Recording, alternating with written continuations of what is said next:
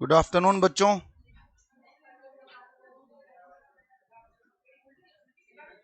तो चलिए अपनी क्लास को हम स्टार्ट करें।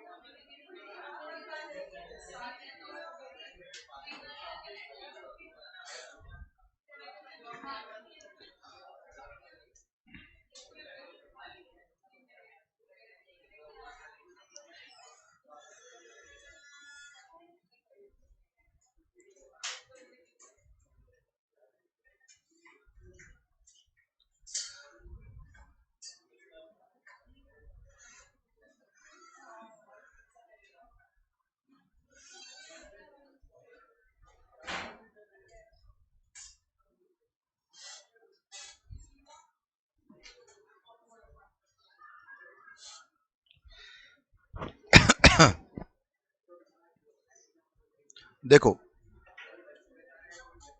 लास्ट क्लास में हमने 3 प्रोविजो कंप्लीट कर लिए थे और आज हमें 4th प्रोविजो स्टार्ट करना है। सेक्शन 48 का ये 4th प्रोविजो है बच्चों, जो बात करता है रुपी डिनोमिनेशन बॉन्ड के बारे में। गवर्नमेंट का ये मानना है कि हमारा जो रुपी है, जो आज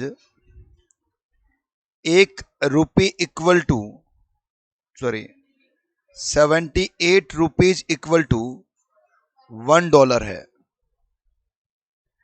एक समय आएगा जब हमारा रुपी एप्रिशिएट करेगा, और जब रुपी एप्रिशिएट करेगा तो सबको प्रॉफिट होगा। तो इस प्रॉफिट पर हम टैक्स नहीं चार्ज करेंगे। सुनिए, गवर्नमेंट एक नॉन रेजिडेंट को बोलती है कि भाई नॉन रेजिडेंट, तो इंडियन कंपनी के अंदर, इंडियन कंपनी के रुपी डिनोमिनेशन बॉन्ड में इन्वेस्ट कर। मतलब सर, मतलब इंडियन कंपनी क्या करेगी, रुपी डिनोमिनेशन बॉन्ड इशू करेगी, और इस रुपी डिनोमिनेशन बॉन्ड को कौन परचेज करेगा? एक नॉन रेजिडेंट परचेज करेगा। हो गया? फिर बोलता हूं, एक नॉन रेजिडेंट इंडियन कंपनी के रुपी डिनोमिनेशन बॉन्ड क्या करेगी बच्चों? परचेज करेगी। ठीक है, लोग कहां इन्वेस्ट करेंगे? ये इसमें इन्वेस्ट करेंगे। अब क्योंकि रुपी डिनोमिनेशन बॉन्ड में अगर हमारे रुपी का प्राइस बढ़ता है, मतलब रुपी एप्रिशिएट करेगा, तो जितना भी गेन होगा वो गेन नॉन रेजिडेंट के हाथ में एग्जम्प्ट कर दिया जाएगा। और बाय चांस अगर रुपी डेप्रिशिएट हो गया, तो डेप्रिशिएशन की वजह से जो लॉस हुआ है, उस लॉस को क्या कर सकते हो आप? कैरी फॉरवर्ड कर सकते हो। मतलब गवर्नमेंट ने इस नॉन रेजिडेंट को दोनों तरफ से सिक्योर कर दिया। सर मतलब प्रैक्टिकली कैसे होता होगा? सोचिए, एक कंपनी है रिलायंस इंडस्ट्री लिमिटेड, इसने 1 जुलाई 2021 को इशू किए रुपी डिनोमिनेशन बॉन्ड, जिसका प्राइस है बच्चों, फेस वैल्यू है ₹1000 का एक शेयर, एक बॉन्ड।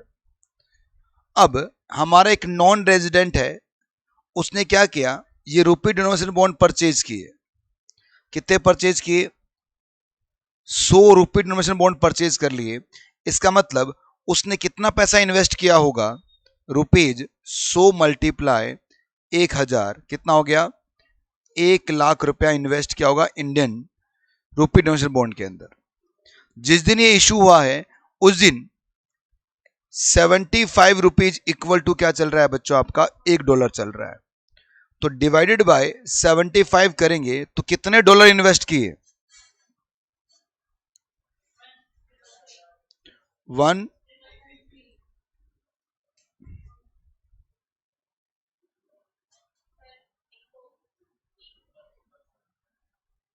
ठीक है, इतने डॉलर इसने इन्वेस्ट किए हैं।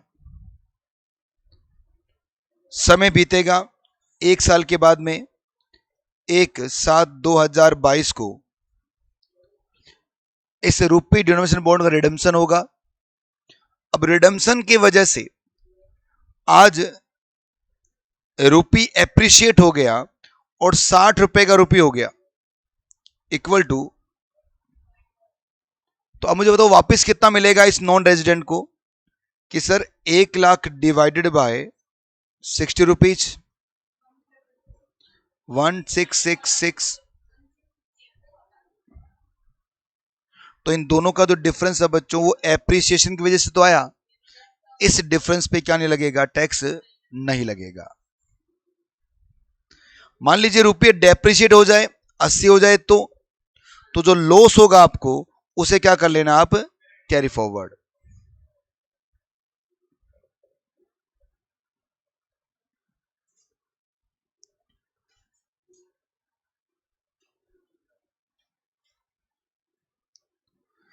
Fourth provision of section 48, foreign exchange fluctuation gain on rupee denomination bond.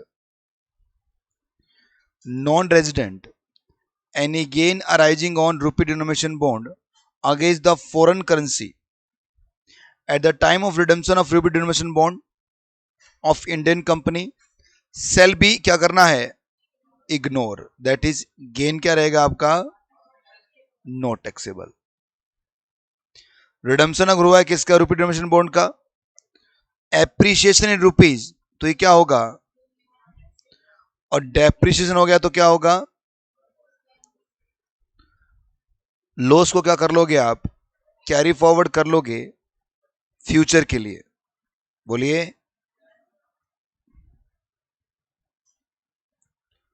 Note number 1, no indexation under section RDB, RDB में इंडेक्सेशन नहीं मिलेगा बच्चों आपको, और एग्जाम्पशन इज नॉट अवेलेबल अगर आरडीबी आपने क्या कर दिया है, मैच्योरिटी से पहले ट्रांसफर कर दिया।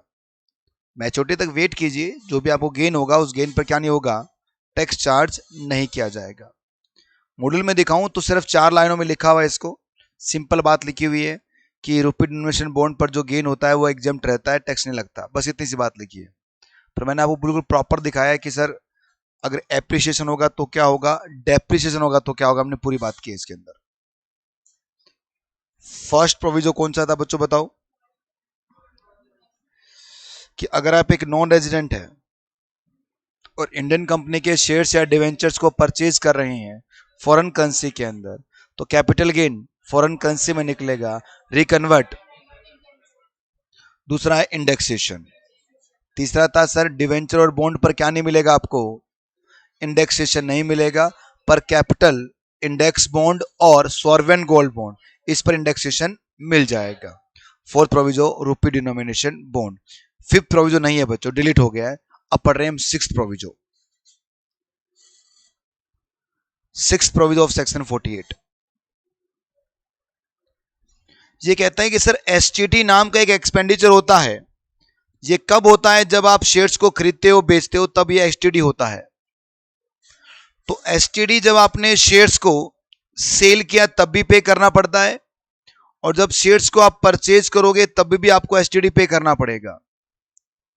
खरीदते समय या बेचते समय जो भी आप एसटीडी पे करते हो वो ना तो सेल्स एक्सपेंडिचर बनता है ना ही वो कॉस्ट बनता है। फिर क्या बनता है, वो कुछ नहीं बनता, वो उसे इग्नोर कर दो। फॉर एग्जाम्पल मैंने रिलायंस इंडस्ट्री लिमिटेड के 1000 शेयर परचेज किए एनएससी से, और मैंने इस पर एसटीडी पे कर दिया बच्चों, कितने का, 500 रुपए का। ये परचेज किए थे मैंने 10 लाख में, तो मेरी कॉस्ट कितनी होगी, 10 लाख ही रहेगी। ये 500 कॉस्ट का पार्ट, हालांकि मैंने पे किया है 500, फिर भी कॉस्ट का पार्ट। पर मैं इसको बेचता हूं, अगर मैं इसको बेचता हूं तो भी मुझे क्या पे करना पड़ता है, तो ये जो बेचा आपने ये ट्रांसफर एक्सपेंस नहीं माने जाएंगे। That is in short cell और परचेज करते समय उसे क्या करके चलना, आपको इग्नोर करके चलना है, बस इतना ही है। ठीक है भाई।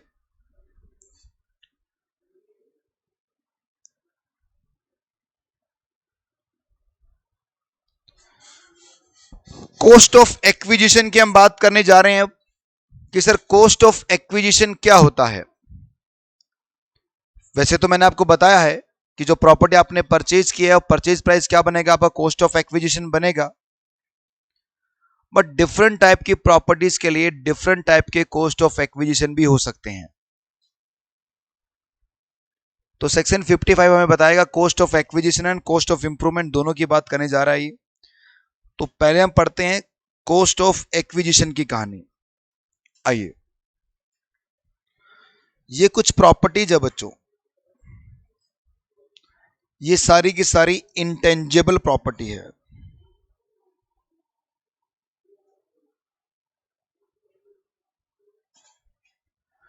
इंटेंजिबल प्रॉपर्टी जो आपकी होती है उसका कॉस्ट ऑफ एक्विजिशन कैसे होगा। पर फिलहाल पढ़ते हैं इंटेंजिबल प्रॉपर्टी कौन कौन सी है। कि सर गुडविल बिजनेस की या प्रोफेशन की, trademark, brand name, copyright, right to manufacturing product process, patent, right to carry business, tenancy right, लूमार्स, और ये सभी आपके इंटेंजिबल एसेट्स है बच्चों। इसमें अमेंडमेंट भी है। पुराने जमाने में प्रोफेशन की जो गुडविल थी वो कॉस्ट ऑफ एक्विजिशन में शामिल नहीं होती थी। इसका मतलब प्रोफेशन की गुडविल पर कैपिटल गेन नहीं लगता था और कितना भी मिले टैक्स नहीं लगता था। पर इस बार फाइनेंस एक्ट 21 ने, जो हम पढ़ रहे हैं बच्चों, इस प्रोफेशन की गुडविल को भी क्या कर दिया है, शामिल कर लिया है किसके अंदर, कॉस्ट ऑफ एक्विजिशन में। अब प्रोफेशन की गुडविल भी अगर आप बेचते हो तो भी उस पर क्या लगेगा, जी सॉरी, क्या चार्ज हो जाएगा आपका, कैपिटल गेन चार्ज कर लिया जाएगा। ठीक है, बोलिए। तो ये आपके जो इंटेंजिबल एसेट्स है, goodwill, trademark, copyright, right to manufacturing product process, patent, right to carry business profession, tenancy right, लूमार्स और रूट परमिट, इसकी कॉस्ट ऑफ एक्विजिशन अगर ये आपने सेल्फ जनरेट की है तो नील होगी, और अगर आपने इसको परचेज किया है तो जो परचेज कॉस्ट है बच्चों वही क्या बन जाएगी, आपकी कॉस्ट ऑफ एक्विजिशन। और सबसे इंपॉर्टेंट पार्ट, और वो पार्ट क्या है बच्चों, कि यहां पर कभी भी आपको एफएमवी वाला बेनिफिट नहीं मिलेगा। अगर प्रॉपर्टी आपकी 1/4/2001 से पहले होती है तो आप एफएमवी से कंपेयर करते हो, विच एवर हायर देखते हो आप, यहां ऐसा कोई बेनिफिट नहीं है। चाहे आपकी गुडविल कभी की भी हो, हमारी गुडविल से 90/20 की है और आज हम उसे बेच रहे हैं, तो बेटा वो 90/20 को आप किससे कंपेयर नहीं करोगे, 1/4/2001 से कंपेयर नहीं करोगे। लूमार्स का मतलब होता है बेटा, पुराने जमाने में क्या था, अंग्रेजों ने चरखे काटने के ऊपर, लूम्स मतलब चरखे होते हैं, चरखे काटने पर पाबंदी लगाई थी। आपने 1942 के अंदर भारत छोड़ो आंदोलन हुआ था बच्चों, उसमें अंग्रेजों को गवर्नमेंट ने बोला, मतलब हमारे जो महात्मा गांधी वगैरह है, उन्होंने बोला कि सर विदेशी कपड़ों की होली जलाओ। आपने अगर हिस्ट्री पढ़ी है तो सभी लोगों ने विदेशी कपड़े त्यागे थे और सब खादी पहनना स्टार्ट कर रहे थे कि हम खादी पहनेंगे, देश के कपड़े पहनेंगे। तो खादी पहले बच्चों चरखे काटते थे। आपने कभी भी अब देखा होगा महात्मा गांधी को चरखे काटते हुए दिखते थे आप, वो क्योंकि वो पहले हाथ से चरखा काटना पड़ता था, उससे कपड़ा बनता था। तो गवर्नमेंट ने क्या किया, लूम आर्ट्स बना दिया कि एक व्यक्ति सिर्फ इतने घंटे चरखे काट सकता है, 2 घंटे 5 घंटे दिया। अब मुझे मान लो मुझे डेली के 10 घंटे मिले हुए चरखे काटने के, और मैंने आज चरखा काटा नहीं है, तो मैं क्या कर सकता था, अपने लूम आर्ट्स किसी दूसरे को बेच देता था, दूसरे के पास फिर 20 हो जाते थे। समझ रहे आप, लूम्स पर डिपेंड करता है कि आपके पास कितने लूम्स है। लूम्स मतलब क्या हो गया, जो बनाता है ना, कपड़ा बनाता है, उसको लूम्स बोलते हैं अपन। ये पुराने जमाने का पढ़ा है, वो पढ़ा है बस, इसे लूम आर्ट्स बोलते हैं। और बोलो, अब मेरी सुनो अब, कि मान लीजिए एक पर्सन है मिस्टर ए। मिस्टर ए का एक बिजनेस है बच्चों। इस बिजनेस की जो गुडविल है वो है 1 करोड़ की। उसने ये गुडविल सोल्ड कर दी मिस्टर बी को 1 करोड़ के अंदर। तो बताओ मिस्टर ए के हाथ में क्या ट्रीटमेंट होगा? इनकी full value of consideration 1 crore होगी।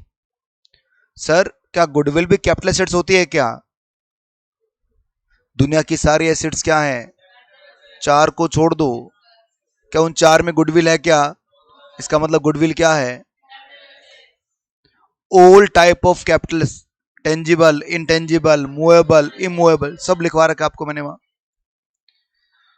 ट्रांसफर एक्सपेंस नहीं है, ये क्या बना आपका? Net consideration. लेस करेंगे इसके अंदर क्या? Cost of acquisition. पर ये गुडविल तो सेल्फ जनरेटेड है ना इनकी, इसलिए अगर कोई एसेट आपकी सेल्फ जनरेटेड है, इंटेंजिबल एसेट्स अगर आपकी सेल्फ जनरेटेड है, तो इसकी कॉस्ट ऑफ एक्विजिशन क्या मानोगे आप? तो 1 करोड़ क्या बन गया इनका मिस्टर ए के लिए? लॉन्ग टर्म या शॉर्ट टर्म कैपिटल गेन। अगर ये बिजनेस की गुडविल आपकी 36 महीने से पुरानी है,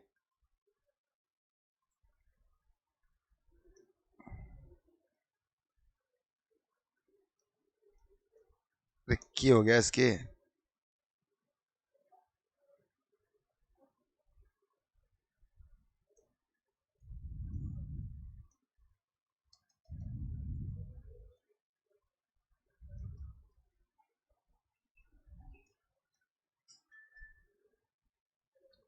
थर्टी मंथ से ओल्ड है बच्चों, तो ये क्या बन जाएगा? अदरवाइज क्या बनेगा? ठीक है यहां तक। मिस्टर बी ने ये बिजनेस की गुडविल कितने में परचेज की है? क्योंकि मिस्टर ए ने किसको बेचा और मिस्टर बी ने परचेज कर ली। अब मिस्टर बी ने आगे इसको, ये परचेज कब हुई है? 1/8/2021 को। मिस्टर बी ने आगे इसको मिस्टर सी को बेच दिया 2 करोड़ में। तो मिस्टर बी का कैपिटल गेन कैसे निकालोगे? बताओ। Full value of consideration, transfer expense 2 crore, less क्या करोगे आप? 1 करोड़। क्योंकि इसकी सेल्फ जनरेटेड नहीं है बच्चों, इसकी तो परचेज की हुई है। सर इसको भी इंडेक्स करते हैं क्या? हाँ इसको भी इंडेक्स करते हैं, अगर ये लॉन्ग टर्म है तो। मेरे क्वेश्चन में लॉन्ग टर्म नहीं बनाया मैंने, बना लो बेटा। लॉन्ग टर्म बनाओगे तो ये क्या हो जाएगा? इंडेक्सेशन हो जाएगा। फॉर एग्जांपल मान लो इसको मैंने 1/8/2010 में परचेज किया या 12 में परचेज किया, और बेचा कब इसको? 1/8/2021 में बेचा है। तो इंडेक्सेशन करोगे आप, 1 करोड़ मल्टीप्लाई 317 डिवाइड बाई 200 हो जाएगा। नहीं बेटा कुछ नहीं बताना, कुछ भी नहीं बताना आपको, जो भी है समझ में आया ना बेटा आपको ये? अब मैंने नोट्स के नीचे एक क्वेश्चन लिखा हो, जल्दी से पढ़िए उसको।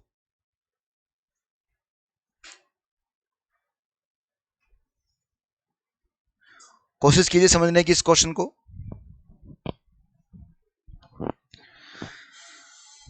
एबीसी प्राइवेट लिमिटेड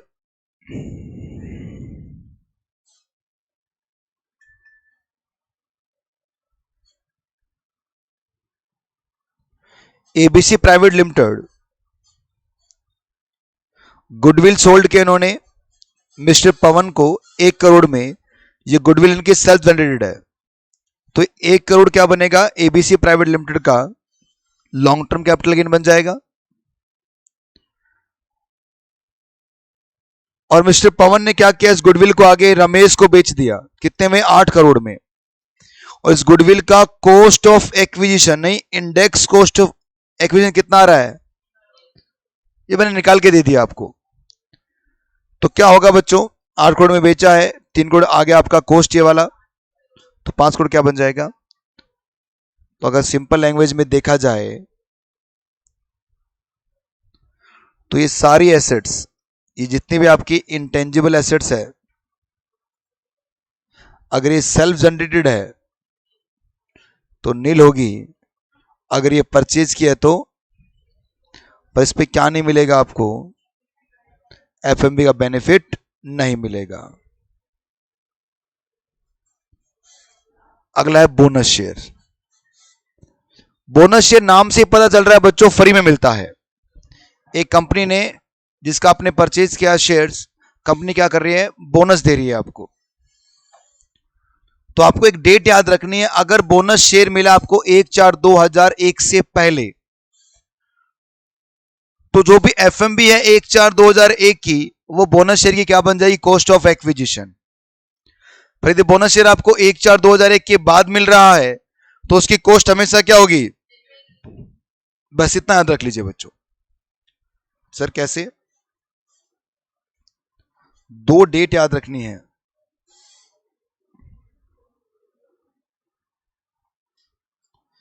1/4/2001 से पहले अगर बोनस शेयर आपको मिले हैं तो उसकी कॉस्ट क्या हो जाएगी, सॉरी,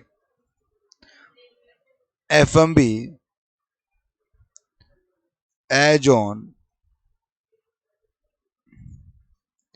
अगर इसके बाद बोनस शेयर मिल रहे हैं आपको तो हमेशा क्या रहेगी, नील रहेगी।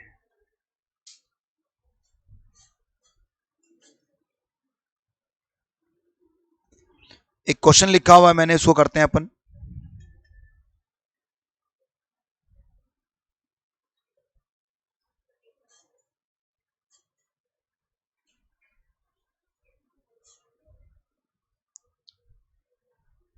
देखो, मिस्टर ए ने परचेज किया है 1000 शेयर्स ऑफ ए लिमिटेड 1/6/96 को 100 रुपए के हिसाब से। ए लिमिटेड ने इशू किया बोनस शेयर 1/1 का 1/11/97 को, और 1/12/2001 को 1/1 मिस्टर ए ने सोल्ड कर दिए सभी शेयर्स को 1500 रुपए के हिसाब से 1/12/2021 को विदाउट एसटीटी। एफएमबी 1/4/2001 300 रुपए क्या रहेगा आपका पर शेयर। अब वो कैपिटल गेन बताना कितना आएगा मिस्टर ए का। सबसे पहले जब भी ऐसे ऊट पटांग से क्वेश्चन आए तो क्या लिखो, आप एक लाइन ऑपरेशन करो। बताओ आपने शेयर्स परचेज कब किए, 96 97 में कितने शेयर्स परचेज किए आपने, 1000 शेयर्स आपने परचेज किए हैं एट द रेट 100 ईच। फिर क्या मिला, बोनस मिला, क्योंकि बोनस तो फ्री मिलता है 1/1 का, और फिर एक बार बोनस और भी तो मिला है। कब मिला बच्चों, 1/12/2001 को कितना मिला, 1/1 का। फिर आपने इन सभी शेयर्स को बेच दिया। एक कब बेचा बच्चों, 1/12/21 को एट द रेट 1500 ईच, और इन सब के बीच में आपको क्या दे रखा है, एफएमवी 1/4/2001 की कितने की, आई क्या बात समझ में सारी आपको। अब कर दें इसको, बताओ भाई। सबसे पहले मेरे पास ओरिजिनल शेयर कितने थे, 1000 थे। फिर मेरे पास फर्स्ट बोनस आया, कितने मिल गए। फिर मेरे पास सेकंड बोनस आया, कितने मिल गए, टोटल कितने हो गए, तो आपने कितने शेयर बेचे हैं?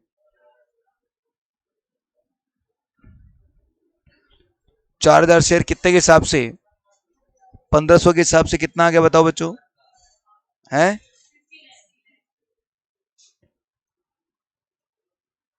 ट्रांसफर एक्सपेंस है नहीं? सर जब ट्रांसफर एक्सपेंस है नहीं तो फिर क्यों लिखते हो आप? अरे फॉर्मेट का पार्ट है भाई, लिखना तो पड़ेगा ना। लेस करेंगे हम इंडेक्स कॉस्ट ऑफ एक्विजिशन। बताओ बच्चों, सबसे पहले मैं ओरिजिनल शेयर की बात करूं, अगर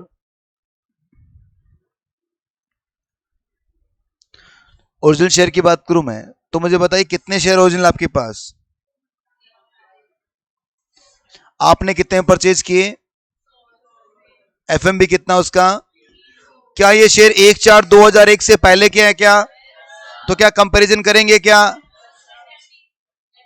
एफएमबी और cost whichever is higher कितना है? तो कितना कॉस्ट बन गया इसका? मल्टीप्लाई 317 और 100 951। इसके बाद हम बात करें किसकी? बोनस शेयर की। पहला बोनस शेयर कब आया बच्चों आपके पास? 97 98 में आया था ना। तो 97 98 में कितने शेयर आए थे बोनस आपके पास? 1,000 शेयर थे। मल्टीप्लाई 300 मल्टीप्लाई 317 डिवाइड बाय कितना आएगा? और फिर अगले बोनस जो आए थे आपके पास 2001-2 में, उसकी वैल्यू क्या मानोगे आप? तो बताओ क्या आएगा आपका long term capital gain? 40।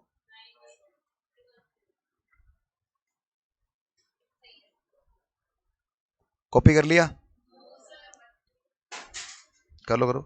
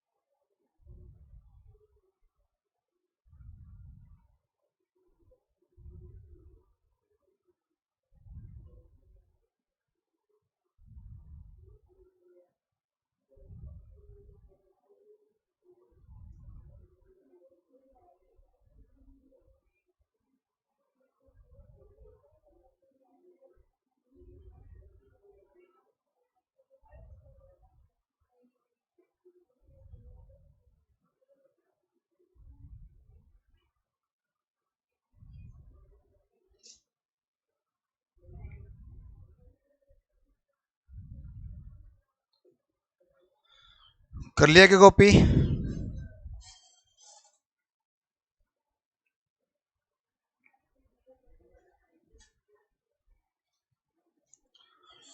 Bonus के बाद में जो अगला कंसेप्ट हमारा वो राइट शेयर का है बेटा।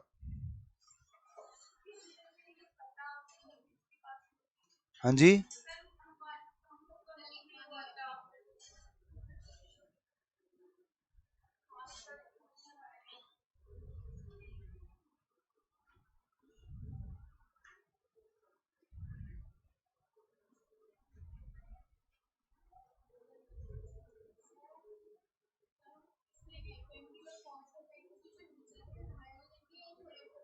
नहीं नहीं, हायर लेंगे ना बेटा, हायर लेते हैं, वो तो कंसेप्ट सेम ही है, उसमें कुछ नया नहीं है, उसको इस कंसेप्ट जोड़ना पड़ेगा आपको।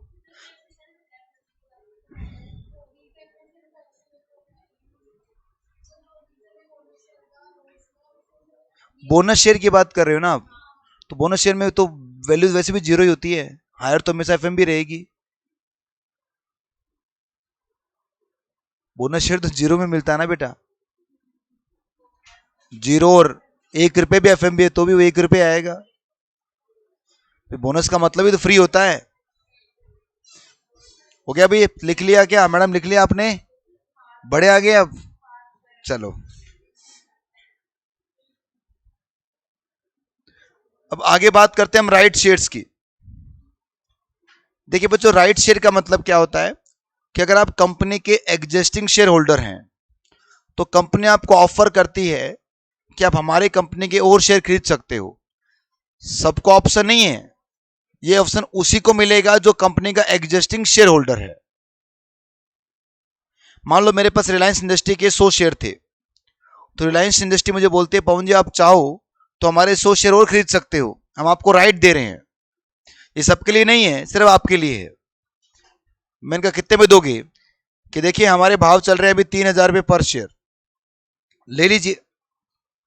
तो इसका मतलब क्या होगा, राइट शेयर कोई नॉर्मल सी बात है बच्चों, अगर राइट मैंने ले लिया तो मेरी कॉस्ट कितनी है, जितना मैंने कंपनी को पे किया, और कितना पे किया मैंने, 3,000। पर बहुत बार क्या होता है, मैं राइट नहीं परचेज करता, मैं क्या नहीं चाहिए रे, रखो 3,000 महंगा है।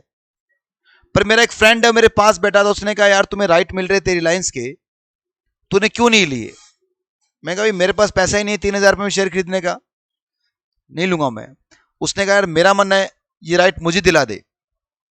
तो मैंने कंपनी को बोला कि मेरा राइट जो मुझे मिला हुआ है 100 शेयर का, वो रिनाउंस करके किसको दे दो आप, मेरे फ्रेंड को दे दो। तो रिलायंस इंडस्ट्री क्या करेगी बच्चों, मेरा राइट किसको रिनाउंस कर देगी, मेरे फ्रेंड को कर देगी। अब मुझे बताओ बच्चों, क्या मैं अपने दोस्त को ये शेयर रिनाउंस करूंगा, फ्री में करूंगा, पैसे लूंगा। मैंने उन 100 शेयर के बदले में 10 रुपया पर शेयर, कितना, 1,000 रुपया चार्ज कर लिया मेरे फ्रेंड से। तो ये 1,000 रुपया जो मुझे मिला है, किसके बदले मिला, राइट शेयर को ट्रांसफर करने के बदले में, या राइट्स को ट्रांसफर करने के बदले में। राइट्स मेरे पास कितने में आए, फ्री फोकट में आए, तो ये मेरी क्या बन जाएगी बच्चों, शॉर्ट टर्म कैपिटल गेन बन जाएगी। आई बात समझ में। अब मेरे दोस्त ने कंपनी को कितने पे किए, 3,000 एक शेयर का, और मुझे कितना दिया, 10 रुपया। अरे 10 रुपया दिया ना एक शेयर का, क्योंकि मैंने पूरे शेयर को दिया 1,000 रुपये में, तो मेरे दोस्त की कॉस्ट कितनी बन गई, 3,010। देखो,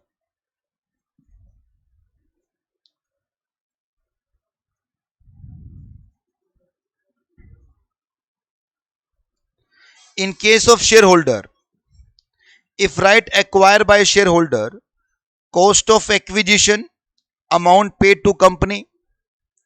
If right renounced to other person, renouncement price received by shareholder is taxable under head, बोले ना, short term capital gain. In case of purchaser of right, अगर आप राइट के क्या है, परचेजर है, तो जितना कंपनी को पे करोगे और जितना मुझे पे करोगे, ये दोनों क्या बनेगी, आपकी कॉस्ट बन जाएगी। तो कॉस्ट ऑफ एक्विजिशन कितना होगा, अमाउंट पेड टू कंपनी और amount paid to shareholder. बताइए बच्चों, नीचे आपके पास स्पेस होगा, इस स्पेस को आप यूज करेंगे और एक क्वेश्चन लिखेंगे बच्चों।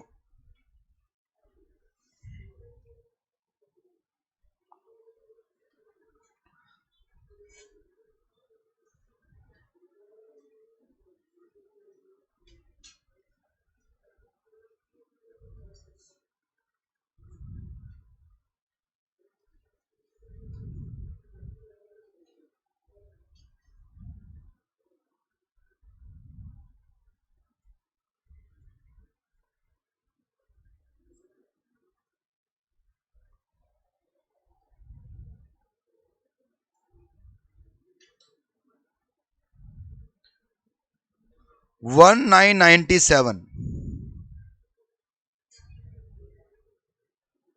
18 है, सॉरी ये इसे क्या लिखा नहीं जाता ढंग से।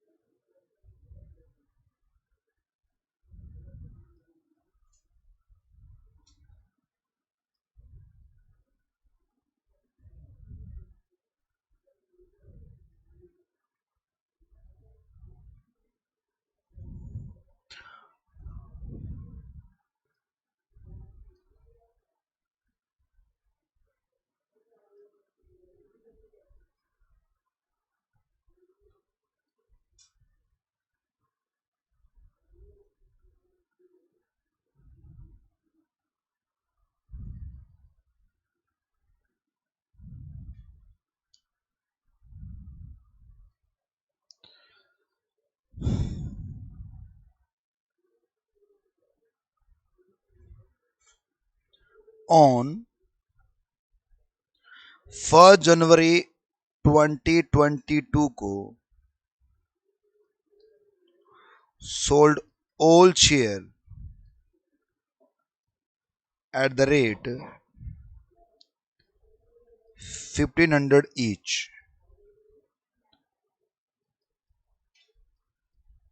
without STT.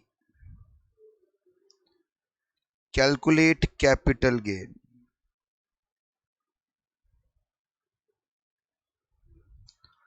आपको कैपिटल गेन कैलकुलेट करके बताना है भाई, करके दिखा सकते हो क्या अपने आप?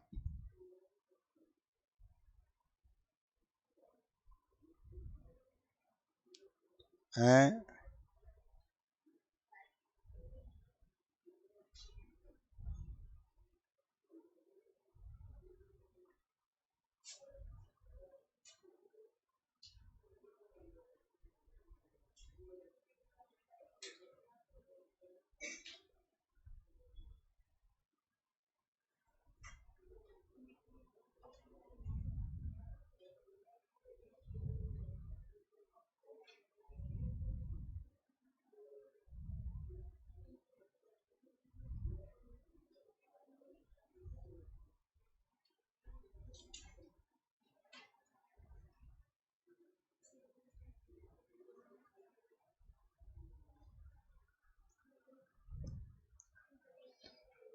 कैसे करें बताओ, ये तो बता दो,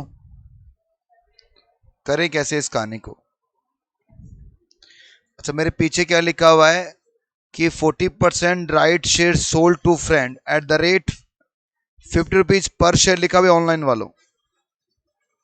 ये पर शेयर है, पर शेयर, ठीक है।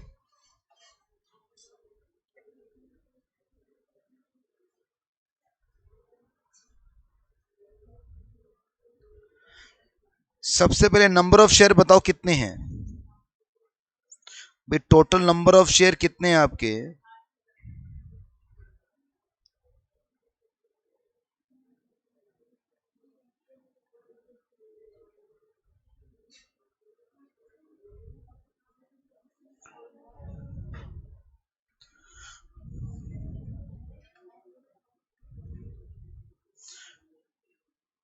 ओरिजिनल शेयर कितने बच्चों आपके पास? 1000 है। फिर सबसे पहले फर्स्ट बोनस आया जो कहता है जितने भी हैं उतने और मिल जाएंगे। फिर सेकंड बोनस आया 2000। फिर थर्ड नंबर पे क्या है बच्चों? राइट। तो 4000 का 60% तो मैंने परचेज किया है, तो टोटल नंबर ऑफ शेयर कितने हो गए आपके पास? 6400। अब एक बात, थोड़ा डेट की तरफ ध्यान दो। ये पहले वाला राइट शेयर कब मिला आपको? 90 97 98, मतलब ये तो लॉन्ग टर्म है, 12 महीने से ऊपर देखना है ना। ये भी लॉन्ग टर्म है और ये भी लॉन्ग टर्म है। बट राइट शेयर कब आ रहे हैं बच्चों? 1/11/21 को।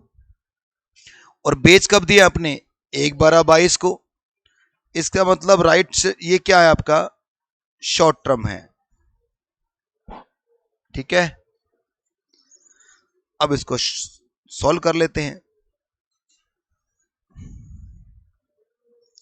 बताओ भाई, computation of capital gain.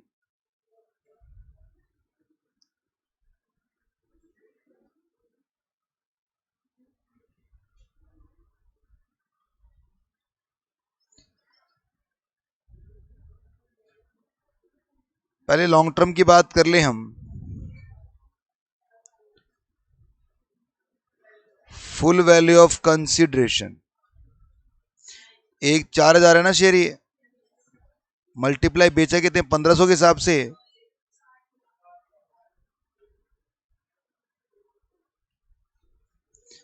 Less करोगे ट्रांसफर एक्सपेंस,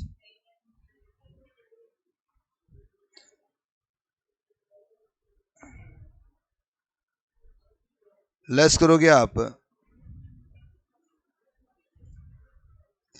तो सबसे पहले इन दोनों को उठा लो एक साथ ही क्या?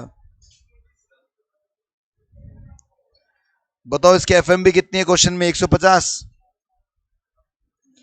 ऊपर नीचे। और दूसरे 1000 शेयर के लिए क्या करोगे आप? और तीसरे 2000 के लिए क्या करोगे आप? नील कर दोगे? जाएगा 3 लाख, नहीं, 4,75,000।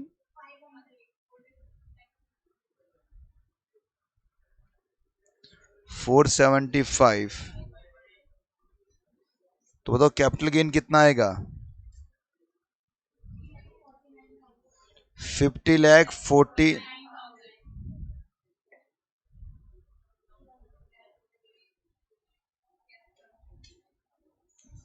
कॉपी करो भाई, कॉपी करो, ऑनलाइन वालों आप भी कॉपी करो।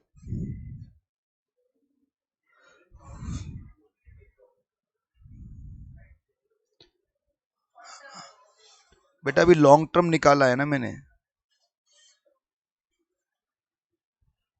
शॉर्ट टर्म निकालते हैं ना अभी, रुक तो जाओ, कॉपी तो कर लो, इसको मिटाना पड़ेगा मेरे को ये।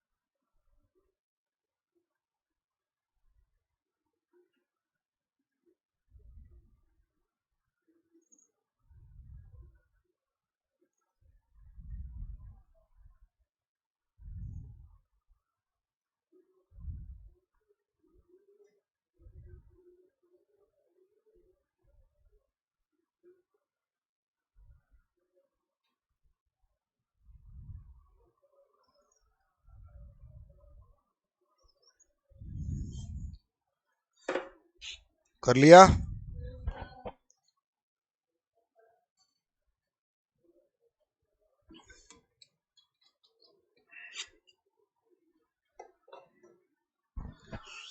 कुछ होमवर्क में दिया था करने के लिए क्या मैंने? कुछ नहीं दिया।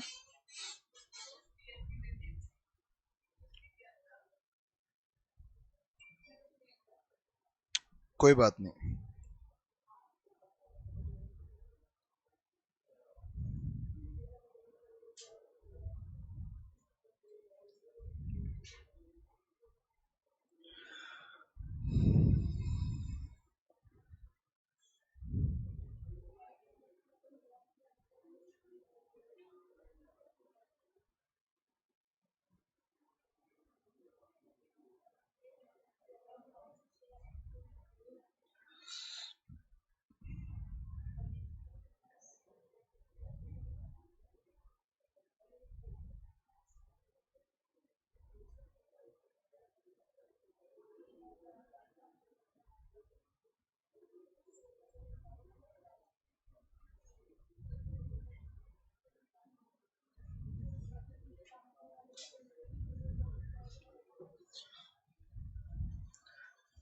चलिए अब बात करते हैं अपन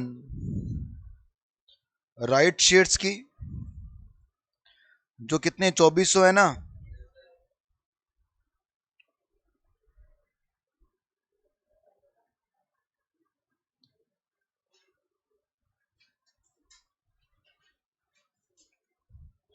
बताओ इनका फुल वैल्यू ऑफ कंसिडरेशन कितना होगा? लेस करोगे transfer expense, net consideration, cost of acquisition. कितना पे किया कंपनी को हमने? 1300 रुपये ना। ये होगा आपका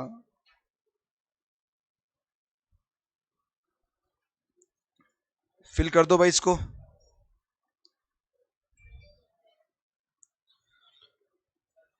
ये कितना आ रहा है? ये ऊपर पहले ये वाला बताओ।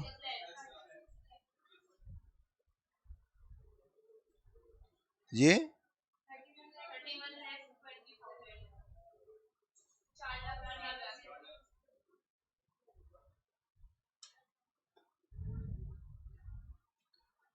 आगे समझ में? सर आपने जब ये क्वेश्चन लिखवाया तो आपने यहां पर लिखा है विदाउट एसटीटी। अगर इसकी जगह लिखा जाए विद एसटीटी तो क्या हो जाएगा सर? बेटा एसटीटी का एक्सपेंडिचर इग्नोर होता है, वो तो इग्नोर होता है, उसकी बात नहीं कर रहा मैं। जब यहां विद एसटीडी आ जाए तो क्या होता है? पूरा ये क्वेश्चन बच्चों ये सीधा है ना, ये उल्टा हो जाएगा। पूरे प्रोविजन चेंज हो जाएंगे। सिर्फ इतना लिखना है एग्जामिनर ने, नोट या यस। पर वो अभी नहीं बताऊंगा आपको मैं। इसके लिए पहले आपको सेक्शन 112A कंप्लीट पढ़ना पड़ेगा। उसके बाद बताऊंगा कि अगर यहां पर विद हो जाए तो क्या चेंज होने वाला है। तो अब जहां भी आपने क्वेश्चन लिखा है वहां स्पेस पड़ा हुआ है क्या आपके पास? उस स्पेस को बना के रखना बच्चों, क्योंकि जब मैं वो क्वेश्चन करवा दूंगा फिर वापस आपको यहां पर लेके आऊंगा मैं और कहूंगा देख हमने एक क्वेश्चन लिखा था, उस पर विद का प्रोविजन लिखो कि विद एसटीडी में क्या होगा। नहीं है स्पेस, कोई बात नहीं, बाद में एक्स्ट्रा एक चिट्ठी लगा लेना भाई, क्या दिक्कत है? तो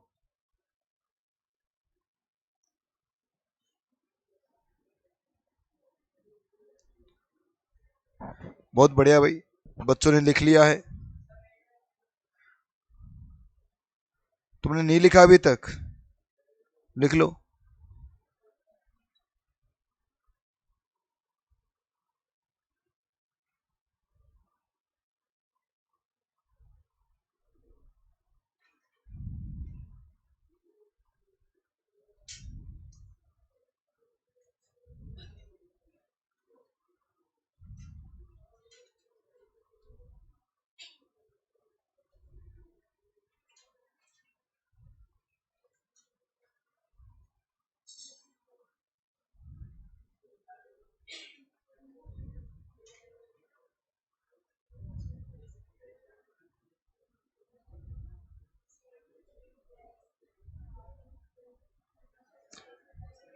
रोज घर पे जाके बेटा डीटी पढ़ा करो डेली बेस पर।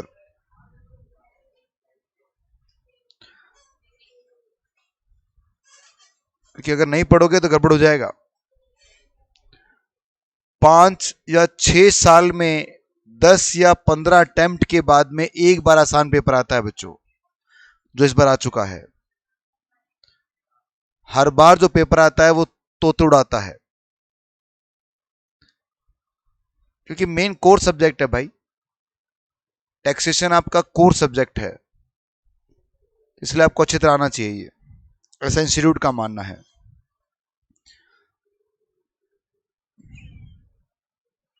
इसके अलावा जितनी भी एसेट्स बच गई हैं उसका किस तरह से आप कॉस्ट ऑफ एक्विजिशन निकालोगे। आप अगर एसेट्स आपने 1/4/2001 से पहले परचेज की है तो जो भी उनकी परचेज कॉस्ट है वो क्या बन जाएगी, कॉस्ट ऑफ एक्विजिशन। अगर एसेट्स एक्वायर किया आपने 1/4/2001 से पहले और एसेट्स क्या है बच्चों, लैंड एंड बिल्डिंग, तो स्टेप नंबर 1 में दोनों में लोअर, स्टेप नंबर 2 में दोनों में हायर, ये क्या बनेगा आपका कॉस्ट ऑफ एक्विजिशन। अगर प्रॉपर्टी अदर एसेट्स है उस केस में क्या होगा, एफएमवी और एक्चुअल कॉस्ट विच एवरेज।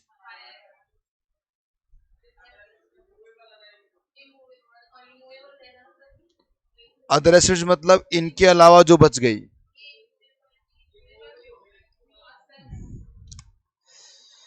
देखिए बच्चों, एसडीवी जो होता है ना, एसडीवी ये लैंड एंड बिल्डिंग के लिए होता है केवल, इसीलिए सेक्शन में लिखा हुआ है कि सर अगर लैंड एंड बिल्डिंग है तो एसडीवी से कंपेयर कर लेना, अगर लैंड एंड बिल्डिंग नहीं कोई और एसेट है तो ये कंपैरिजन नहीं मिलेगा। तो इसका मतलब क्या है, सीधा इसको किससे कंपेयर करोगे, इसके साथ। तो सर ये मूवेबल हुई, अरे ठीक है मूवेबल हुई भाई, ये मैंने इमूवेबल कहां लिखा है, नहीं सही है बात, वो वहां तो मैंने आपको सिंपल कॉस्ट ऑफ एक्विजिशन निकालना सिखाया था पहले, यहां सेक्शन 55 में ये लैंग्वेज ये बता रहा हूं। सोचिए ना कि जो चीज मैं पहले लिखवा चुका हूं उसको वापस क्यों लिखवा रहा हूं। ये रहा, यहां तो मैंने नोट में बताया था बच्चों कॉस्ट ऑफ एक्विजिशन कैसे निकलता है, यहां मैं सेक्शन में पढ़ा रहा हूं आपको। ये इसका मेन सेक्शन है 55। बाकी बात तो वही हुई, ये इमूवेबल है तो ये मूवेबल है, ठीक है। बाकी मेन सेक्शन में ये लिखा हुआ है इसलिए मैं बोल रहा हूं। कॉस्ट ऑफ इंप्रूवमेंट बताओ क्या था, जो भी आप प्रॉपर्टी 1/4/2001 से पहले है तो उसे क्या कर देना, बाद में कंसीडर कर लोगे आप। बट याद रखना ये वाला पॉइंट, जितने भी आपकी इंटेंजिबल एसेट्स है बच्चों उन सब की जो इंप्रूवमेंट होती है वो हमेशा क्या होगी, नील होगी। आई क्या बात समझ में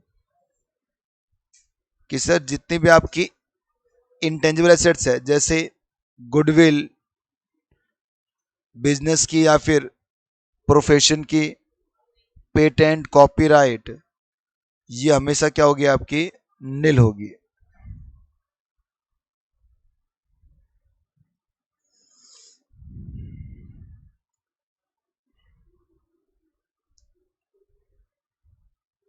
चलिए यहां पर आके हमारा बिल्कुल जो बेसिक बातें थी जो मुझे बतानी चाहिए थी वो आपको बता दी मैंने। अब इसके बाद में कैपिटल गेन की शुरुआत करते हैं। अब अभी तक तो मैंने कैपिटल गेन का बेस बनाया था कि देख भाई ये होता है कॉस्ट ऑफ एक्विजिशन, ऐसे निकलता है आपका फुल वैल्यू ऑफ कंसिडरेशन, ये बनती है आपकी इंडेक्स कॉस्ट ऑफ एक्विजिशन, जो बिल्कुल बेसिक बेसिक आपको पता होना चाहिए। अब हम शुरुआत करने जा रहे हैं कैपिटल गेन का, तभी मैंने वापस सेक्शन 45 सब सेक्शन 1 लिखा है। ये हमारा चार्जिंग सेक्शन था। चार्जिंग सेक्शन क्या बोलता है बच्चों कि अगर आपने कोई भी कैपिटल एसेट्स को ट्रांसफर किया है तो ट्रांसफर करने से जो गेन आएगा आपका वो कैपिटल गेन हेड में क्या हो जाएगा, टैक्सेबल हो जाएगा, बशर्ते वो एसेट क्या होनी चाहिए, कैपिटल एसेट्स होनी चाहिए और ट्रांसफर होना चाहिए। सेक्शन ये कहता है कि जिस साल ट्रांसफर किया है उसी साल कैपिटल गेन टैक्स आएगा। मेरे पास एक मकान था बच्चों, जो मैंने इस साल बेचा 21-22 में, तो कैपिटल गेन भी कब आएगा, 21-22 में। मेरे पास कुछ ज्वेलरी थी जो मैंने 2021 में बेची थी, तो कैपिटल गेन टैक्स कब लगा होगा, 2021 में। मेरे पास कुछ कंपनी के शेयर्स थे जो मैंने 2010-11 में ही बेच दिए थे, तो कैपिटल गेन कब लग गया होगा। कहने की बात क्या है सर, कहने की बात इतनी सी है बच्चों कि जिस साल एसेट्स को आप ट्रांसफर करते हैं उसी साल कैपिटल गेन टैक्स आपका कैलकुलेट होता है और टैक्स भी उसी साल लग जाता है। बट ये जो जनरल प्रोविजन है इसके एक्सेप्शन पढ़ने जा रहे हैं अपन। सर एक्सेप्शन, हाँ, मैं आपको अब 4 ऐसे केस बताऊंगा जहां पर कैपिटल गेन किसी और साल में कैलकुलेट करोगे और उस पर टैक्स किसी और साल में लगेगा। आई बात समझ में। पहले फिर से देखते हैं एक बार कैसे सेक्शन में लिखा हुआ है। Capital gain is chargeable to tax in the year of transfer but following 4 cases capital gain is not taxable in year of transfer. मैं आपको यह नहीं कह रहा कि कैपिटल गेन पे टैक्स ही नहीं लगेगा, ना ना ना, ये नहीं बोला मैंने। मैं आपको यह कह रहा हूं कि इन 4 केस में कैपिटल गेन पे जो टैक्स किसी और साल में लगेगा, एसेट आपने किसी और साल ट्रांसफर की है। आई बात समझ में। अब एक बार सब बच्चे सामने देखेंगे आराम से, तसल्ली से, तब ये पल्ले पड़ेगा। थोड़ा मुश्किल है पर मेरे साथ बने रहना और आपको मैं एंड ऑफ द कंसेप्ट सबके दिमाग में बिठा दूंगा, पर आपको ध्यान से सुनना पड़ेगा बस। मेरे पास एक प्लॉट ऑफ लैंड था, मतलब मेरे पास एक जमीन का टुकड़ा था बच्चों। इस जमीन के टुकड़े को मैंने परचेज किया था 92-93 के अंदर और मेरी कॉस्ट ऑफ एक्विजिशन थी 1 लाख रुपए की। उस जमाने मेरे पास 1 लाख था और मैंने एक जमीन खरीद ली 1 लाख रुपए में। अपना बिजनेस वगैरह कर रहा हूं आराम से, सब कुछ बढ़िया था। फिर मैंने क्या किया, मैंने सोचा कि क्यों ना हम एक नया बिजनेस स्टार्ट करें।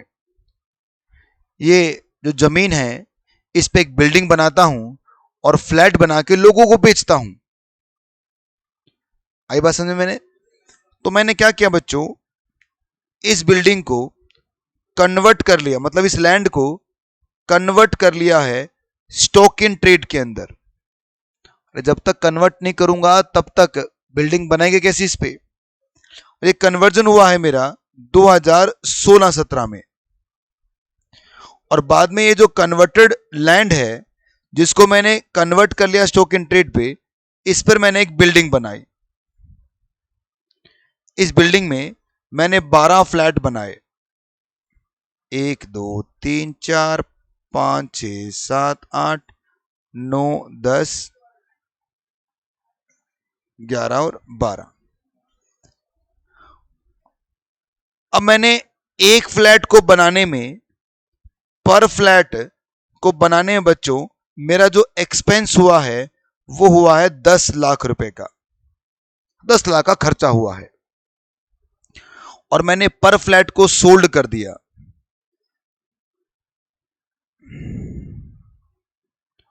मैंने पर फ्लैट सोल्ड किया बच्चों 15 लाख रुपए का, नहीं 25 लाख रुपए का। ठीक है, सोचिए बिका क्या है, फ्लैट बिका है। इतना भी डीपली मत जाओ भाई, गर्दन बाहर रखो वरना डूब के मर जाओगे। सांस भी आनी चाहिए कि पता नहीं क्या बिका। अरे बनाया क्या मैंने, तो बेचूंगा क्या।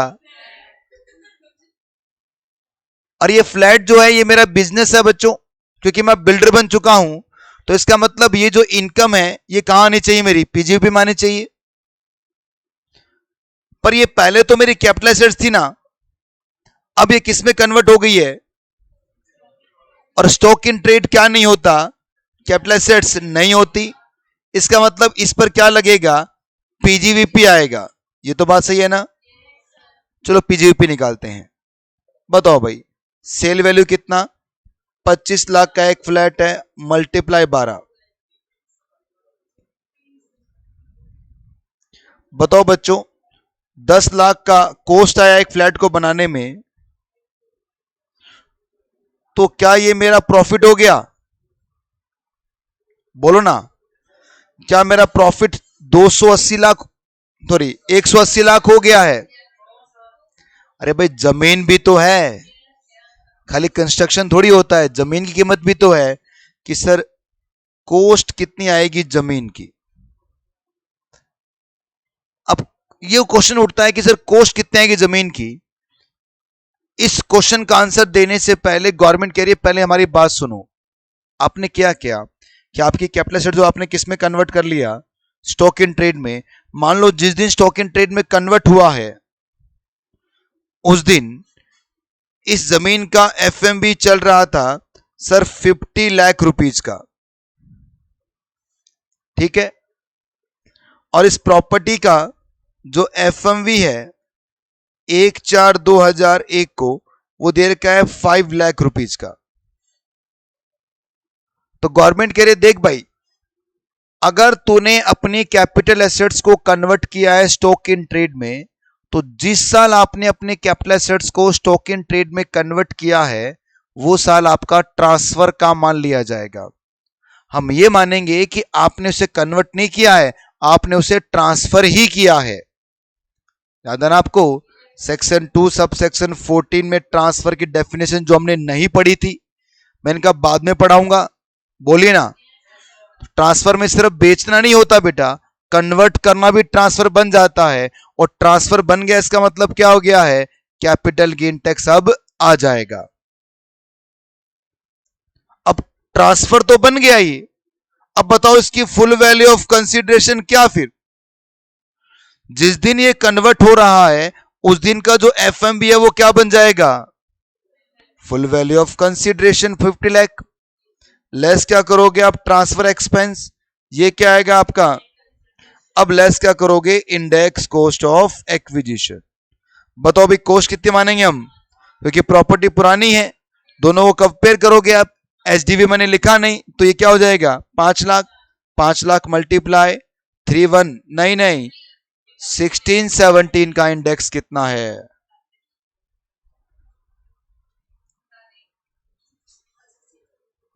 164 बता रहे, नहीं 164 तो आएगा ना, 2 से ऊपर आएगा, 264 है क्या, डिवाइडेड बाय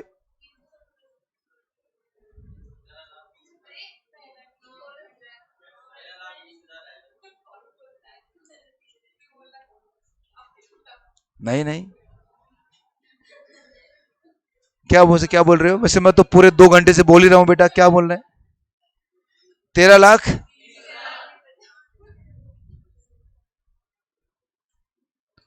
ये क्या आ गया आपका कैपिटल गेन, कौन सा, ये आ रहा है क्या। प्रीवियस ईयर 16-17 में कैपिटल गेन कैलकुलेट कर लेना है, जो कितना होगा। अब इस कैपिटल गेन पर टैक्स नहीं पे करना बच्चों, गवर्नमेंट कह रही कैलकुलेट करके रख लेना। क्योंकि नॉर्मली क्या होता है, जब एसेट को आप ट्रांसफर करते हैं उसी साल क्या लगता है, कैपिटल गेन लगता है। पर एसेट्स को ट्रांसफर आपने मान लिया है, कब माना है, 16-17 के अंदर, पर कैपिटल गेन अभी नहीं लगेगा। गवर्नमेंट कह रही है कि सर कैपिटल गेन कैलकुलेट करके रख लो, जब अपने स्टॉक को बेचोगे तब क्या कर देना, कैपिटल गेन पर टैक्स दे देना। और स्टॉक कब बिक रहा है बच्चों, 21-22 में। तो 21-22 में बताओ पहले कॉस्ट कितनी होगी, जो एफएमबी है जिस एफएमबी को कैपिटल गेन के लिए फुल वैल्यू ऑफ कंसिडरेशन बना दिया, उतना ही क्या बन जाएगा यहां के लिए, कॉस्ट बन जाएगी। इसका मतलब इसकी कॉस्ट कितनी है बच्चों, 50 लाख। ये जो बचेगा ये क्या बनेगा आपका, पीजीवीपी की इनकम बन जाएगा, बोलिए ना। और क्योंकि स्टॉक आपका बिका है 21-22 में, तो कैपिटल गेन पे टैक्स कब लगेगा, 21-22 को। आई बात समझ में। सर अगर मान लो स्टॉक आधा बिका है तो आधा बाद में बिका है, तो बेटा आधा कैपिटल गेन टैक्सेबल कर देना। सर 10% स्टॉक बिका है एक साल में, 10 अगले साल में, तो 10-10% दे देना। मतलब सर अब इस कैपिटल गेन का जो लिंक है वो किससे जोड़ दिया गया है,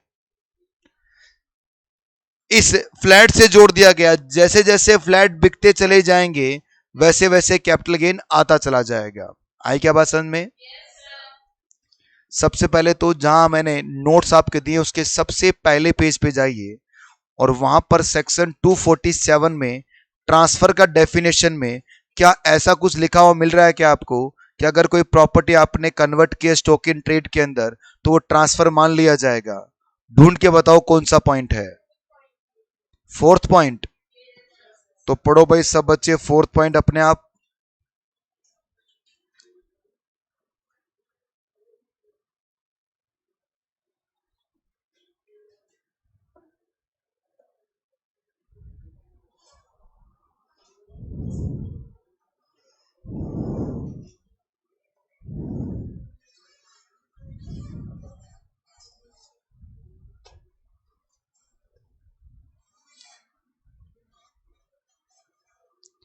आई समझ में बात, पूरी कहानी को।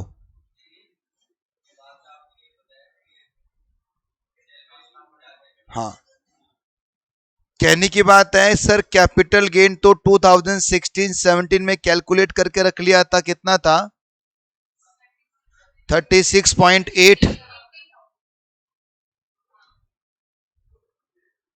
ठीक है, पर एक मिनट है मुझे बोलने दो। नहीं बेटा, मतलब आप मेरी क्लास में या सब क्लासों में, फिर ठीक है, फिर नॉर्मल है बेटा, फिर कोई दिक्कत नहीं है। 16-17 की अगर हम बात करें, 16-17 में कैपिटल गेन आपका आ चुका है। पर अगर हम बात करते हैं इसके अंदर क्या कि आपका फ्लैट कब बिक रहा है बच्चों, 21-22 में। मान लो आपके 12 फ्लैट थे, 21-22 में सिर्फ 8 फ्लैट बिके हैं, तो कैपिटल गेन ये 12 फ्लैट का है मल्टीप्लाई 8, ये 21-22 में इस पे टैक्स पे कर दोगे। फिर 22-23 में एक भी नहीं बिका, 23-24 में आपने बाकी बचे हुए 4 बेच दिए, तो अब कैपिटल गेन क्या होगा बच्चों, बाकी बचा हुआ जो 4 है वो कब टैक्सेबल हो जाएगा, 23-24 में।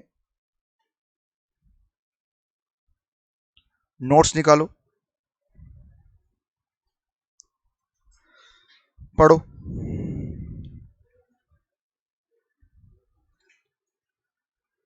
Conversion of capital assets into stock in trade. Capital gain shall be arise where in SSC convert capital assets into stock in trade. Capital gain shall be taxable in the year in which stock in trade is sold. ये आपकी capital assets है बच्चों, जो land है जो purchase किया आपने 1/1/2010 को, कॉस्ट कितनी है आपकी 10 लाख, आपने कन्वर्ट कर ली इसको 1/7/2016 को, उस समय एफएमबी कितना है, तो इसी डेट को हम क्या मान लेंगे, डेट ऑफ ट्रांसफर मान लेंगे। फिर इस पर आपने क्या बनाया, 20 फ्लैट बनाए हैं, कॉस्ट पर फ्लैट की कितनी देर की मैंने 10 लाख, सोल्ड किया पर फ्लैट को कितने में आपने 1/11/2021 को आपने इसको बेच दिया। कैलकुलेट करना आपको क्या, कैपिटल गेन। बताओ कैसे करें। इंडेक्सेशन भी दे रखा मैंने दोनों सालों का। सबसे पहले कैपिटल गेन टैक्सेबल कौन से ईयर में होगा, 21 22 के अंदर। पर कैपिटल गेन निकालो भाई, कैसे निकलेगा बताओ। Full value of consideration, FMB क्या बन जाएगा, फुल वैल्यू ऑफ कंसीडरेशन, जो कितना है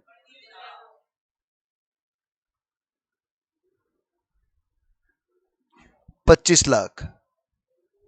ट्रांसफर एक्सपेंस है नहीं, तो ये 25 लाख क्या बनेगा बच्चों।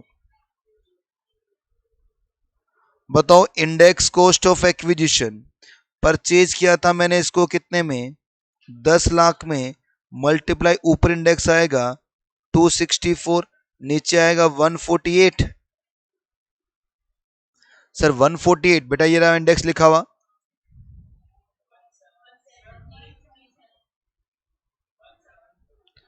One seven eight three. बताओ कैपिटल गेन कितना है आपका,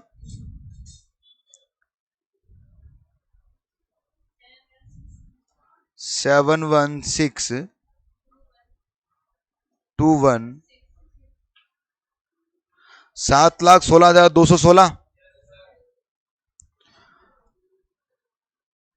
अब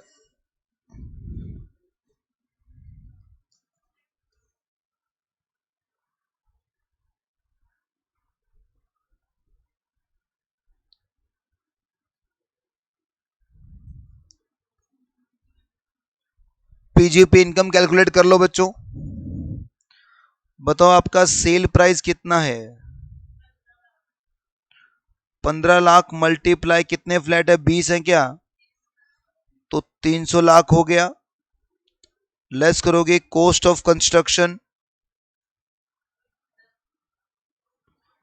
10 lakh multiply 20 flat, 200 lakh. Less करोगे कॉस्ट ऑफ लैंड,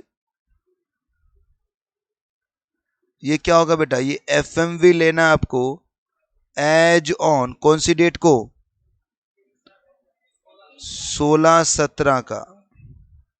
कितना है, सोच सकते हो बेटा, यहां पर जितने पे टैक्स दे रहे हो वो उतनी क्या बन जाती है आपकी, कॉस्ट बन जाती है। ये तो कॉस्ट बन गई आपकी। अब ये बच गया, क्या बन गया आपका, 75 लाख। और ये कैपिटल गेन कब लगेगा बच्चों, वैन स्टॉक क्या होगा आपका, सोल्ड।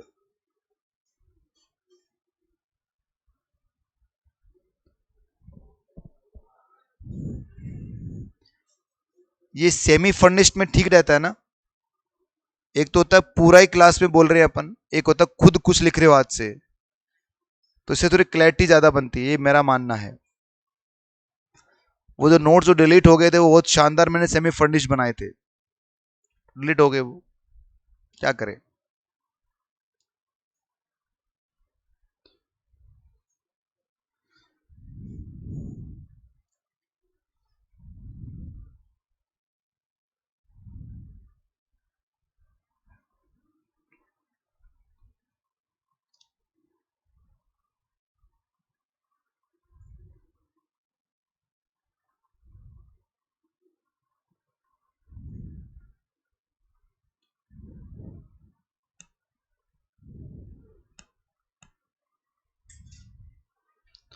आपका कौन सा पीरियड वैकेंट आ रहा है बीच में, और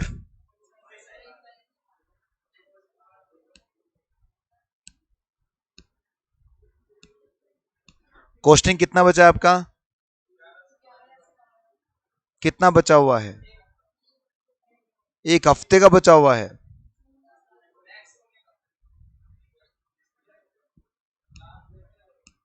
सर ने कुछ बोला नहीं कितना कब तक पूरा करवा देंगे।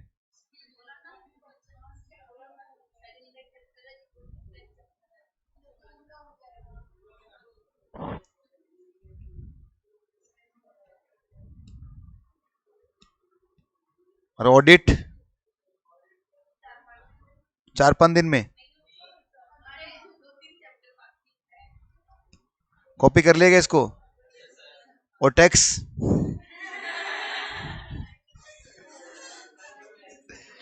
अभी क्या वो कोर्स कंप्लीशन के लिए सर ने मुझे बुलाया था कि सर कब तक कोर्स करवाएंगे। मैंने कहा सर J6 की तो बात मत करो, क्योंकि मुझे खुद को नहीं पता कब कंप्लीट होगा। हाँ, J5 पर हम डिस्कस कर सकते हैं बैठ के। चलो जैसा भी, हटा दो ना इसको अब।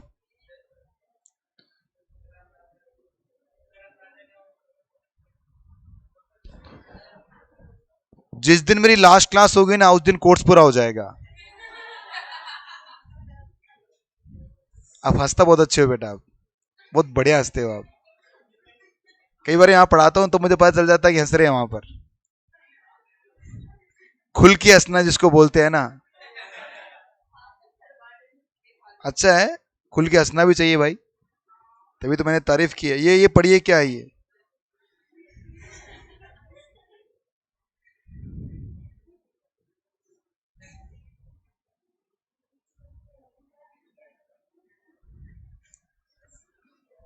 देखिए कि सर, अरे इधर प्लीज सामने देखो एक बार, कि सर आपका जो डेट ऑफ एक्विजिशन है और डेट ऑफ कन्वर्जन, इसके बीच का जो पीरियड है बच्चों, इस पर क्या लगता है? और डेट ऑफ कन्वर्जन से date of sale of assets, इस पर क्या लगता है? और जब कैलकुलेशन करोगे आप किसकी, कैपिटल गेन की, तो फुल वैल्यू ऑफ कंसिडरेशन क्या बन जाएगा? ट्रांसफर एक्सपेंस माइनस करोगे, net consideration cost of acquisition आ जाएगा आपका ही। और capital gain taxable in which stock in trade is sold. और ये क्या लिखा मैंने, पढ़ के बताओ। अगर आपने पार्ट स्टॉक बिका है तो पार्ट टैक्सेबल होगा, पूरा बिका है तो पूरा टैक्सेबल हो जाएगा। बोलो भाई।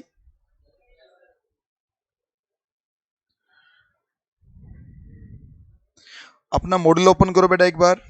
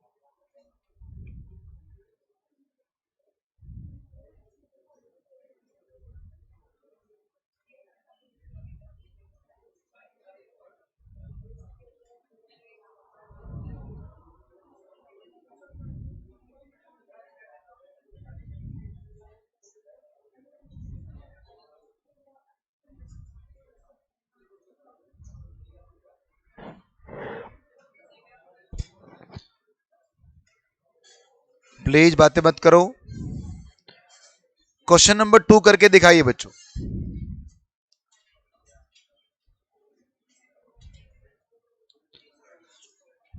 आरव ने कन्वर्ट किया एक लैंड, तो परचेज की उसने जुलाई 2003 में 80,000 रुपए की।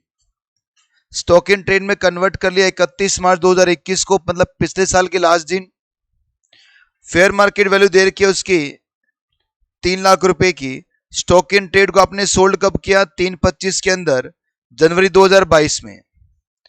फाइंड आउट करना आपको पीजीवीपी की इनकम और कैपिटल गेन की इनकम। उठाओ कैलकुलेटर और चक दो फट्टे।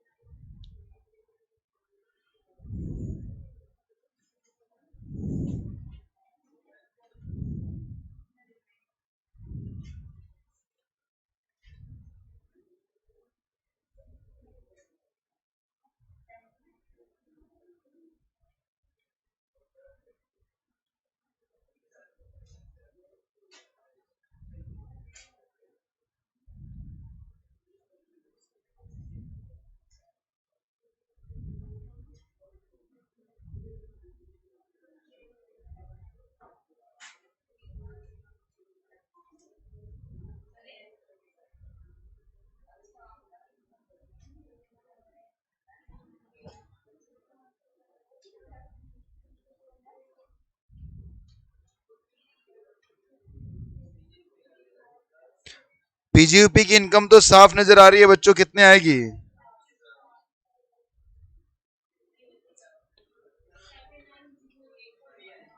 कैपिटल गेन कितना? 79083। कुछ यही बोल रहे हो क्या आप?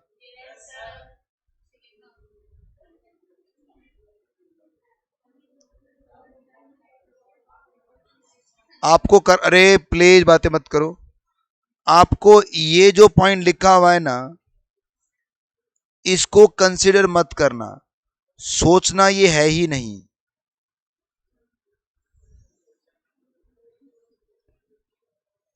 बाकी चक दो फट्टे।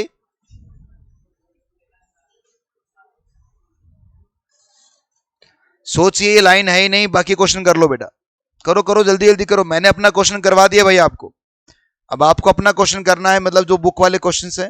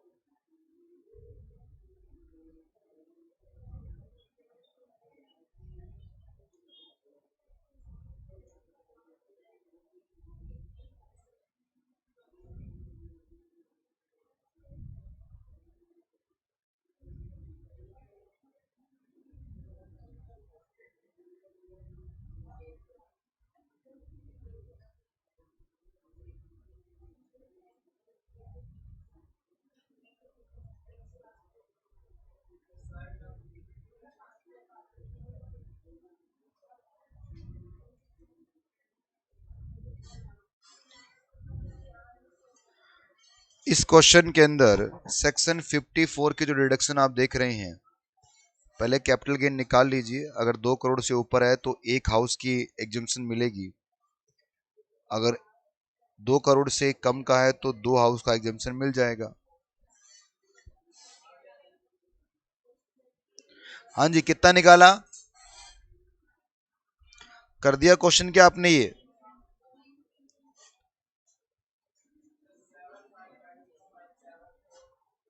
सेवन। एक काम करते हैं, रुको 1 मिनट, मुझे आप करवाओ बेटा।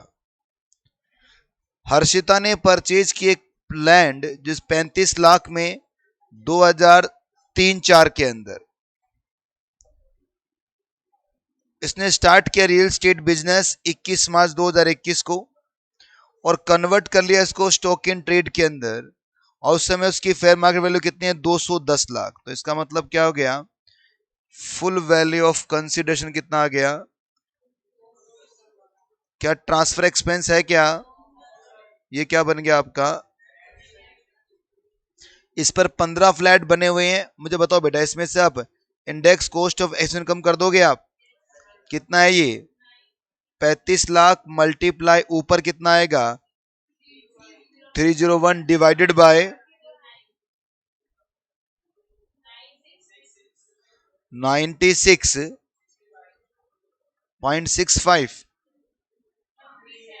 137। तो ये आ गया आपका long term capital gain 113 113 point 11,334,862, ठीक है। ये तो कैपिटल गेन आ गया बच्चों, बात खत्म हो गई। अब ये कह रहे हैं कि आपने इस पर क्या किया है, 15 फ्लैट बनाए इक्वल साइज के, कॉस्ट ऑफ कंस्ट्रक्शन है 10 लाख रुपए का, कंस्ट्रक्शन कंप्लीट हुआ है फरवरी को, 10 फ्लैट बिके हैं भाई 30 लाख पर फ्लैट के। तो इसका मतलब ये जो 11,334,862 है ये 15 फ्लैट्स के लिए है। तो 10 का बताओ कितना हो जाएगा, 7556575। यह आ गया आपका capital gain taxable previous year 21-22 के अंदर। पीजीपी की इनकम भी बता दो भाई, कितने फ्लैट बेचे आपने, 10 फ्लैट बिके हैं 300 के हिसाब से, तो 300 लाख हो गया। कंस्ट्रक्शन कितना है 10 फ्लैट का, एक फ्लैट का कितना है 10, तो 100 ये हो गया। कॉस्ट ऑफ लैंड कितनी है भाई, टोटल ये 210 पूरी 10 फ्लैट की 15 फ्लैट की है, 10 की कितनी होगी बताओ बच्चों, 60 लाख के आ गया पीजीवीपी की इनकम आ गई। अभी इसमें ना मैंने एक लाइन हाइड कर रखी है, इसको हम आगे जाके पढ़ेंगे क्या होता है ये। बाकी सॉल्यूशन इसका यही है, सेक्शन 54 ईसी का डिडक्शन मैंने नहीं पढ़ाया आपको, तो वो उसको छोड़ो एक बार। अगर आप इसका आंसर देखो तो आपका आंसर ये आ रहा है क्या, पहला 75,5, ये छोड़ो इसको, देखो ना इसको भूल जाना, ये 50 क्या है, ये 54 ईसीएम मैंने नहीं पढ़ाया अभी आपको, नहीं पढ़ाया इसलिए नहीं आ रहा, पढ़ा दूंगा तो आएगा ये भी समझ में, ठीक है। तो ये छोड़ो, आप आंसर ये देखो ये वाला है। और यहां पर देखा जाए तो पीजीपी की इनकम कितनी आ रही है आपकी, बोलो ना,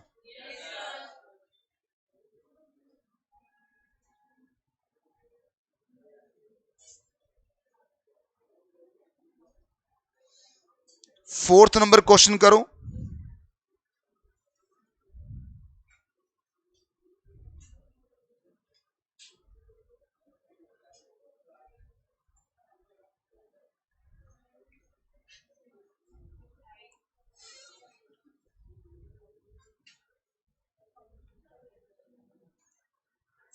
मिस्टर एक इंडिविजुअल हैं जो बिजनेस कर रहे हैं बच्चों, stock in trade and machinery was damage was destroy in the fire accident. भाई स्टॉक इन ट्रेड आपका डैमेज हुआ है, इसका मतलब बिजनेस की एसेट डैमेज हुई है। स्टॉक इन ट्रेड आपकी कैपिटल एसेट्स नहीं होती बच्चों, पर वो डैमेज हो गया तो ये बिजनेस लॉस हो गया आपको। पर साथ साथ में मशीनरी डैमेज हुई है, ये कैपिटल एसेट्स है आपकी। द वैल्यू ऑफ स्टॉक जो लॉस्ट हुआ है वो कितना है, 6,50,000। तो यहां लिखता हूं मैं स्टॉक का लॉस कितना हो गया आपको, certain portion of machinery could be salvage and opening balance there क्या ब्लॉक का कितना, WDV कंसिडर करने के बाद में 10,80,000, तो ओपनिंग है 10,80,000। अब और क्या करना है बच्चों इसमें, परचेज अगर कुछ है क्या, नहीं, सेल वैल्यू। अब हुआ क्या, during the process of safeguarding machinery and the fire fighting operation a lost of gold chain, लो आग बुझा रहे थे तो उस समय डायमंड की रिंग भी गई भाई, गोल्ड की चैन और डायमंड की रिंग आग बुझाते समय गई, पता नहीं क्या आग बुझा रहा था। विच हैज बीन परचेज की इसने 2004 में 1,20,000 में, और मार्केट वैल्यू दे रखी है इन दोनों की 1,80,000 एक्सीडेंट वाले दिन, उससे मतलब नहीं है अपने को। अब आपको बता रहे हैं कि इंश्योरेंस कंपनी ने क्लेम दिया है भाई, लॉस ऑफ स्टॉक कितना मिला है, 480 आपको मिला, पर आपका स्टॉक कितने का जल गया, तो इसका मतलब आपको 4,80,000 माइनस करोगे, 170 आपका पीजीवीपी का लॉस है। अरे बोलिए ना भाई, ये तो सीधी सी बात है, ये पीजीवीपी के डेबिट हैंड में चला जाएगा। मशीनरी के लिए कितना मिला आपको, आपकी ओपनिंग वैल्यू कितनी है मशीनरी की, अब यहां पर एक ही मशीनरी है, इसका मतलब क्या हो गया कि सर 10,80,000 की मशीनरी बिकी कितने में है, तो अब सेक्शन 50 अप्लाई हो जाएगा। याद है सेक्शन 50 क्या था बेटा? सेक्शन 50, हाँ जी, अगर आपने ब्लॉक की सारे एसेट सोल्ड कर दी तो भी सेक्शन 50 आएगा, या आपके ब्लॉक की वैल्यू क्या हो गई है नेगेटिव, तो भी सेक्शन 50 आएगा। यहां पर एसेट एक ही है इसमें, तो ब्लॉक गया खत्म आपका, तो इसका मतलब सेक्शन 50 आ गया। 6 लाख आपका फुल वैल्यू ऑफ कंसिडरेशन, ये आपकी कॉस्ट है बच्चों। तो बताओ शॉर्ट टर्म कैपिटल लॉस कितना हुआ,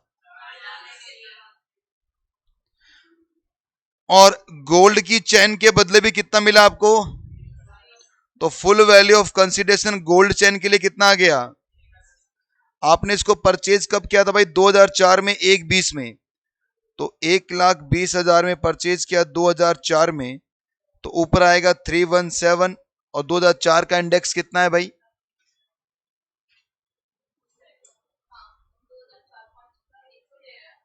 113,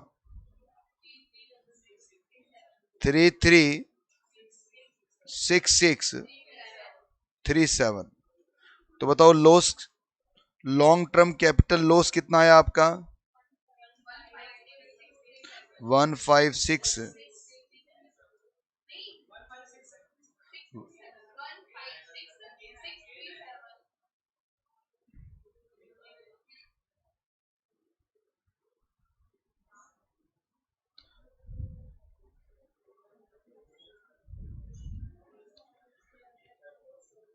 स्टॉक लॉस हुआ है बच्चों आपका, तो 480 क्या बनेगा आपका? रिसीव्ड हुआ आपको, तो ये पीजीवीपी का लॉस बन जाएगा। ठीक है, मशीनरी डैमेज हुई है तो शॉर्ट टर्म कैपिटल लॉस आएगा बच्चों आपका ये 480 का। और ये जो इसने फायर फाइटिंग ऑपरेशन में क्या जल गया, उसका रिंग वगैरह गई है, तो उसमें शॉर्ट टर्म कैपिटल गेन कितना आ रहा है बच्चों? गोल्ड चेन डायमंड रिंग वगैरह है, they are not personal effect, तो इस पर क्या लगे? कैपिटल गेन टैक्स आएगा बच्चों। और कितना आएगा? निकाला नहीं हुआ, मैंने निकाल के दे दिया आपको।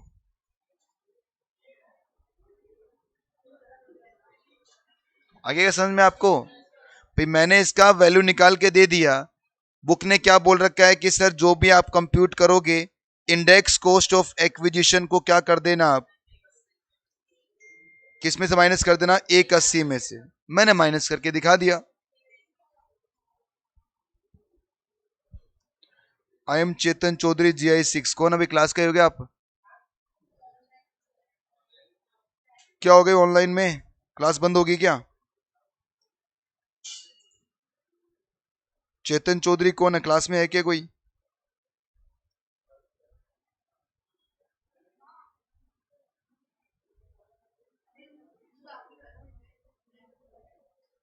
दिख रहा है कोई चेतन चौधरी?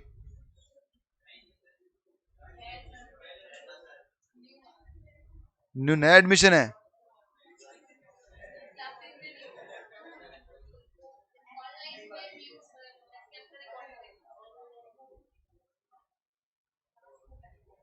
बोलो भाई चेतन।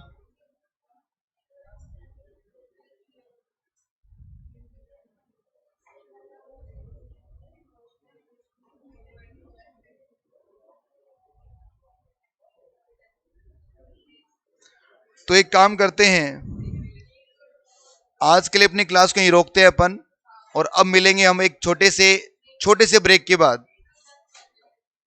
10 मिनट के ब्रेक के बाद मिलते हैं बच्चों।